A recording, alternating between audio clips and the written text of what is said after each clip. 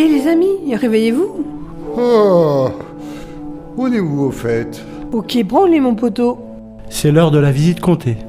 Eh bien, allons-y, en route.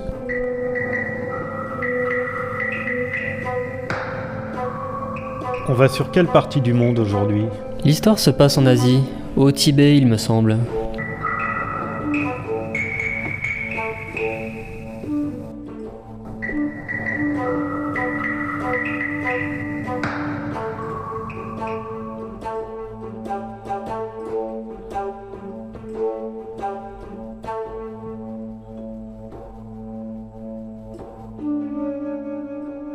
Nous y sommes, voilà le compteur. Chers auditeurs, je vais vous conter l'histoire du renard bleu dit Double Face.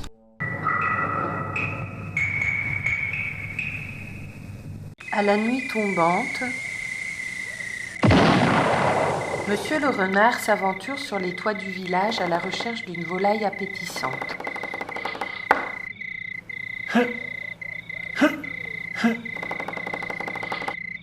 Par l'odeur alléchante d'un beau petit plat, Monsieur Renard se faufile par une fenêtre ouverte. Repéré, notre petit voleur se fait expulser comme un malpropre. Pas de bol pour le petit curieux. Il atterrit dans un tonneau de teinture bleue. En panique, notre goupil s'échappe rapidement du tonneau de teinture bleue et se réfugie dans la première cachette venue pour digérer sa nouvelle condition.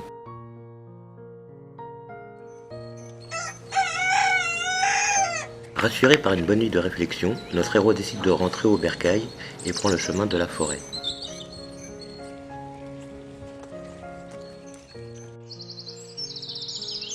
Désormais ragaillardi par sa nouvelle robe bleue, notre renard se demande maintenant comment profiter de la situation.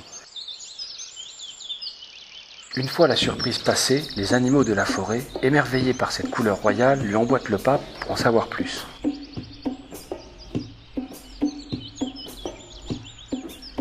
Hey, mais vous portez la couleur royale. Ah ben oui, bonne idée. Comme tu dis, je suis le roi. Mais vous êtes roi depuis longtemps? Mais depuis toujours, mon petit lapin. Et d'ailleurs... Je te dirai des mots bleus. Et maintenant, va chercher mes sujets. J'y vais de ce pas, ô mon roi. Oh, la belle opportunité, je vais pouvoir en profiter. Ah mais c'est bien vrai, il a tout d'un roi. Qu'est-ce que je vais faire pour vous? Et moi, qu'est-ce que je peux faire? Je peux vous brosser le poil, s'il vous plaît? On peut faire un selfie? Un selfie, un selfie, un selfie, un selfie, un selfie. Pas de selfie, où est ma couronne? Allez le roi, allez le roi, allez le roi, allez le roi. Une fois couronné, le renard se fit construire un château, s'octroie des privilèges à n'en plus finir et devient tyrannique. Beau gosse, beau gosse, beau gosse, beau gosse. Double face, je veux voir mon château. Maintenant!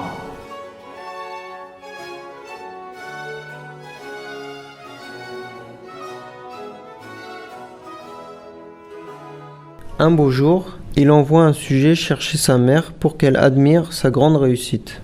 Va chercher ma mère ou je te fais décapiter. Il commence à me fatiguer celui-là.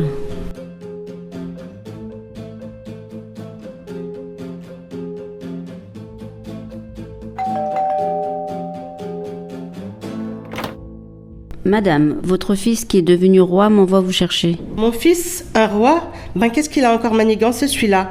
Est-ce qu'il se comporte bien au moins?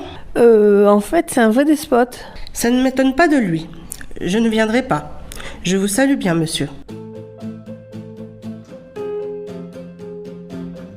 C'est tout de même bizarre. Le roi est bleu, mais sa mère est rousse. Je vais en parler aux autres.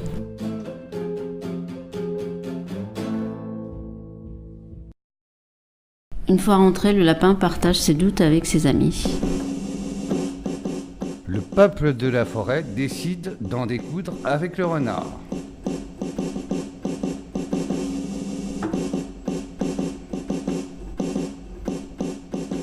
Ah, le voilà.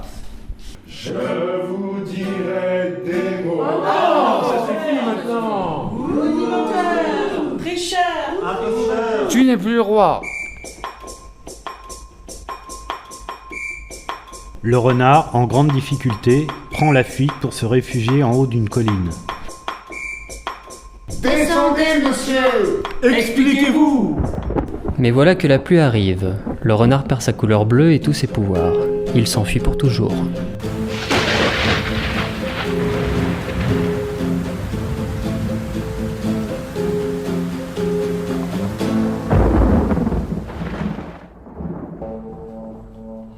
Et c'est ainsi que se termine notre histoire aujourd'hui.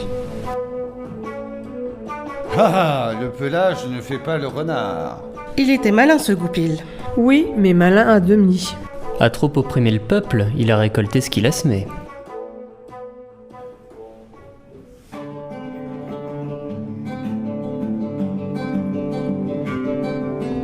Que fait donc ce renard sur les toits? Affamé, il n'est plus très adroit. Son pelage était roux, mais il tombe dans un tonneau. Il en ressort tout bleu. Il émerveille son monde au fond des bois.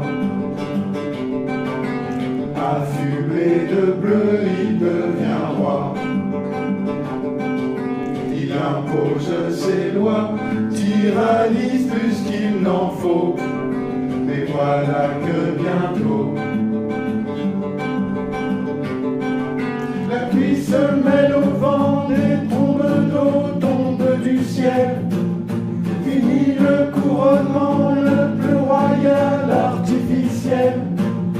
Le renard démasqué s'enfuit très loin, loin, loin, loin, loin.